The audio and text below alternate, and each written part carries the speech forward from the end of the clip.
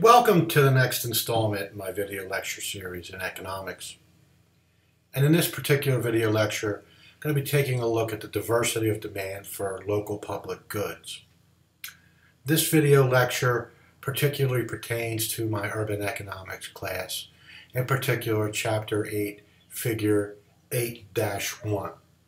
And what the purpose of this is to illustrate to you the issues that arise that if you, for example, place a per person per acre tax for park space or open space, whichever you want to call it, that at that tax, individuals will desire different levels of that park space.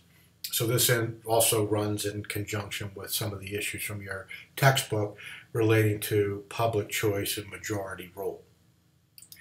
So as you can see in this slide, on the x-axis we have acres of park space, and on the y-axis we have dollars per acre. And we have marginal benefit curves for three different individuals. In red we have the marginal benefit of Lois, the marginal benefit of Miriam in green, and we have the marginal benefit of Hiram in blue. So in taking a look at this, we can see that these individuals, and we're just keeping it very simple, assuming there's only three people in this particular area, this particular township, this city, and that these individuals value this park space, this open space, at different levels. So to illustrate this, let's say that the township institutes a $20 per acre tax per person. So it's just a horizontal line, and regardless of the level of park space, each individual is going to be taxed $20 per acre. So we can use this to make a determination as to how much park space is going to be desirable for each individual. So if we want to take a look at Lois, we need to take a look at the tax, the horizontal line here in black, where it intersects her marginal benefit line. So it's at that point there, and Lois desires 6 acres of park space at this tax rate of $20 per person per acre. Now if we take a look at Miriam, where does her marginal benefit curve intersect with this tax per person per acre? It is at this level here. She desires 12 acres of park space or open space at that tax rate. So you can see that a fixed tax rate, that Miriam has a higher demand for open space relative to Lois. And then we can do the last point here for Hiram. So we will look at where the tax intersects his marginal benefit curve. And at that tax, he is willing to have 28 acres of park space.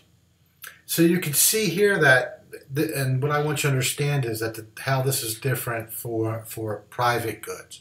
That these individuals at this fixed rate have different levels of interest in the number of acres of park space that are available. Lois is only interested in having 6 acres of park space.